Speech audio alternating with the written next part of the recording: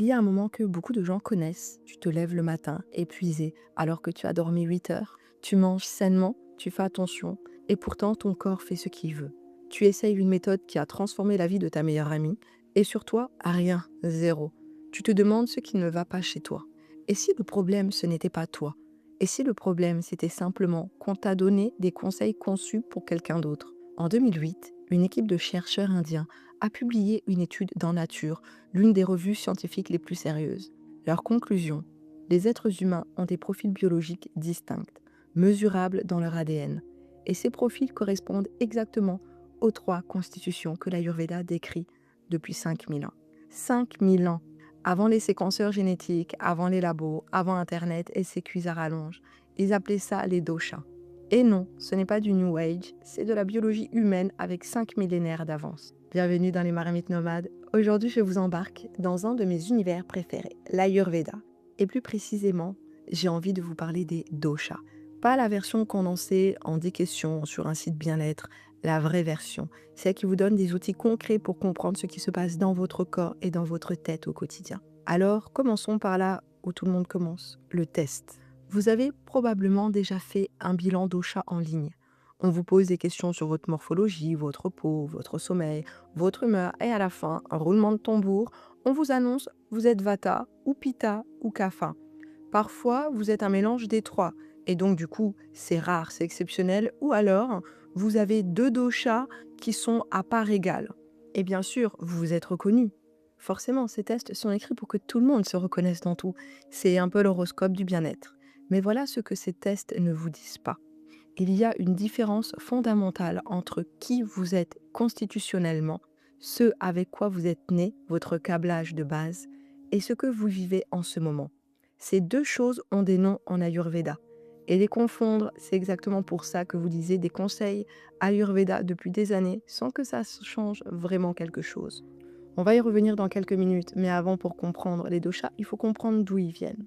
L'Ayurveda est une science du vivant, née en Inde il y a environ 5000 ans. Son nom vient du sanskrit.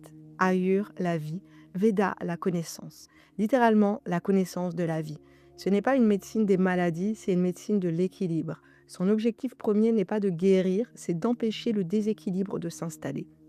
Et son point de départ, c'est une idée qui peut sembler simple, presque trop simple, mais qui est d'une profondeur redoutable. Tout ce qui existe dans l'univers, dans la nature, est composé des mêmes 5 éléments fondamentaux. Vous, moi, la tisane dans votre tasse, la saison qu'il fait dehors en ce moment. Je vous explique en profondeur. Il y a l'éther, l'espace dans lequel tout existe. Il y a l'air, le mouvement pur. Il y a le feu, la transformation, l'eau, la cohésion, et la terre qui est la structure. Ces 5 éléments se combinent pour former 3 forces dynamiques, 3 énergies vivantes qui gouvernent tout ce qui se passe dans votre corps, dans votre mental, dans vos émotions. Ce sont les doshas. Et voilà quelque chose qu'on n'entend presque jamais, et c'est pourtant fondamental. Les doshas ne sont pas uniquement en vous, ils sont dans la nature, dans les saisons, dans les heures de votre journée. Quand l'automne arrive avec son vent sec et ses feuilles qui tombent, c'est la saison Vata. Quand vous vous réveillez dans le brouillard lourd d'un matin de printemps, c'est Kapha. Quand le soleil tape à midi et que tout brûle, c'est Pitta. Vous ne vivez pas séparés de ces forces naturelles. Vous en êtes traversés. Alors ces 3 doshas, on va faire un portrait rapide. On rentrera dans les détails dans les épisodes suivants. Vata, c'est l'air et l'éther. C'est l'énergie du mouvement. Pensez au vent, pas à une tempête, juste au vent. Invisible, mais ses effets sont partout. Vata, c'est vos pensées qui s'enchaînent à toute vitesse, votre enthousiasme qui démarre 10 projets en même temps, votre créativité qui explose à 22 heures quand tout le monde dort. Et quand il y en a trop, c'est l'anxiété sans raison, c'est l'insomnie, le transit qui déraille. Pitta, c'est le feu et l'eau. L'énergie de la transformation.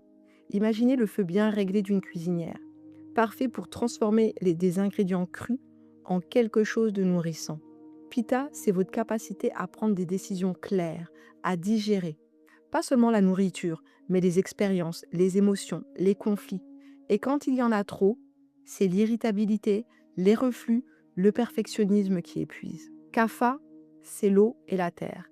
C'est l'énergie de la structure, la terre après la pluie, dense, fertile, stable, nourricière. Kapha, c'est votre endurance, votre loyauté, votre capacité à aimer profondément et dans la durée.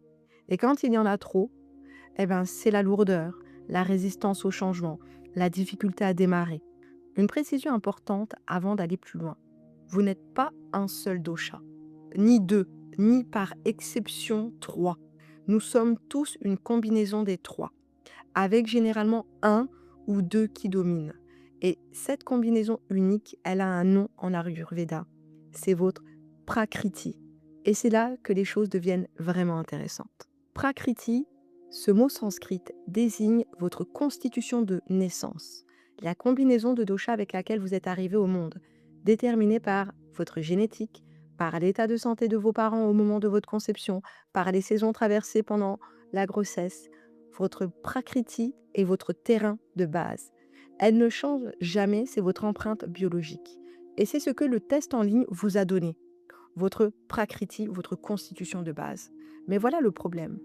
Il y a une deuxième notion tout aussi essentielle et quasi absente des contenus grand public. C'est la vikriti, votre état actuel. Ce qui est perturbé en vous en ce moment précis à cause de votre alimentation, de votre niveau de stress, de la saison, de vos nuits, de vos relations, de vos problèmes au quotidien. Prakriti, c'est qui vous êtes. Vikriti, où vous en êtes. Ces deux choses peuvent être radicalement différentes et c'est là que tout se joue. Un exemple concret. Imaginez quelqu'un avec une constitution kapha dominante, naturellement stable, endurante, douce. C'est son câblage de base. Maintenant, imaginez cette même personne après 6 mois de travail intense, de nuits écourtées, de conflits répétés au bureau, de repas avalés en 10 minutes. Elle présente des reflux, de l'irritabilité, des inflammations, une chaleur excessive. Son état actuel est pitta aggravé, complètement différent de sa constitution de base qui est kapha. Si vous lui conseillez des remèdes kapha parce que c'est son type, vous ratez complètement la cible. En Ayurveda, c'est considéré comme une erreur médicale. Et c'est exactement ce que font 90% des contenus bien-être. Ils vous donnent des conseils basés sur votre prakriti, sans jamais regarder votre vikriti. C'est pour ça que les conseils ne fonctionnent pas sur vous. Ce n'est pas vous le problème, c'est l'approche. Et ce qui est fascinant, vraiment fascinant, c'est que la science moderne commence à confirmer ce que l'Ayurveda dit depuis 5 millénaires. En 2008, une chercheuse indienne, Bhavana Pracher, a publié une étude dans Nature, la revue scientifique la plus citée au monde. Son équipe a séquencé l'ADN de centaines de personnes classées selon leur prakriti ayurvédique. Résultat, des profils génomiques distincts et mesurables, corrélés aux constitutions décrites en sanskrit des milliers d'années plus tôt. L'Ayurveda décrivait en mots ce que la génomique confirme aujourd'hui en données. Ce n'est pas de la spiritualité, c'est de la biologie humaine avec 5000 ans d'avance et sans matériel ultra perfectionné. Dans les 3 prochains épisodes, on va rentrer dans chaque dosha en profondeur. Et je vous préviens, ce ne sera pas une liste de caractéristiques physiques. On va aller chercher la logique interne de chaque énergie, ses dons d'abord, parce que chaque dosha a une qualité extraordinaire qu'on oublie systématiquement de mentionner. Ces déséquilibres ensuite, les signaux que votre corps et votre mental vous envoient quand quelque chose déraille et les gestes concrets pour revenir à l'équilibre. Pas des protocoles compliqués, des choses simples, accessibles que vous pouvez intégrer dès le matin. Et aussi, on va essayer d'assaisonner tout ça avec des études et des données scientifiques. Parce qu'ici, on ne fait pas dans le New Age. On commence par Vata. Et si vous vous demandez pourquoi vos pensées ne s'arrêtent pas le soir, pourquoi vous passez d'un projet à l'autre sans jamais finir, pourquoi vous êtes créative à 22h et épuisée à 7h du matin, la réponse est probablement là. Ensuite, Pitta, le dosha des gens ambitieux, efficaces, clairs et qui s'effondrent quand le feu dépasse ses limites. Si vous avez déjà vécu un burn-out ou si vous sentez que vous en prenez le chemin, cet épisode sera pour vous. Et enfin, Kapha, le dosha le plus mal compris, le plus mal aimé, celui qu'on confond avec la paresse, avec la lenteur, avec le manque de volonté, alors qu'il est en réalité l'énergie de la loyauté absolue, de l'endurance extraordinaire, de la profondeur émotionnelle. Cet épisode va surprendre beaucoup de monde. Et tout au long de cette série, une chose restera constante. On ne parlera pas que de théorie. Chaque concept sera ancré dans votre quotidien, votre façon de vous réveiller le matin, votre énergie après le déjeuner, vos envies alimentaires, vos patterns émotionnels. Parce que l'Ayurveda n'a de valeur que si vous aide à vous comprendre, vous, ici, maintenant, dans votre vie, telle qu'elle est. Pour terminer cet épisode, une seule chose à faire, Cette fois-ci, pas de test, pas de quiz, juste une invitation à observer. Dans les prochains jours, notez simplement 3 moments de votre journée. Comment vous vous réveillez? Lourd ou léger? Brumeux ou déjà lancé? Comment vous vous sentez à midi? Calme, efficace ou déjà à cran? Et à quelle heure du soir vous vous sentez le plus vous-même? Ou au contraire le plus épuisé? Ces 3 observations valent tous les tests en ligne du monde, parce qu'elles viennent de vous, de votre corps, de votre vie réelle. C'est ça l'Ayurveda. Pas une étiquette qu'on vous colle, une langue que vous apprenez à parler avec vous-même. Merci d'avoir voyagé avec moi aujourd'hui dans les marmites nomades. On se retrouve très vite pour le portrait de Vata. Et je vous promets que vous ne vous regarderez plus jamais de la même façon à 3 heures du matin. En attendant le prochain podcast, n'oubliez pas, ici, nous continuons la résistance dans l'ombre. Et je vous dis à très bientôt sur les marmites nomades.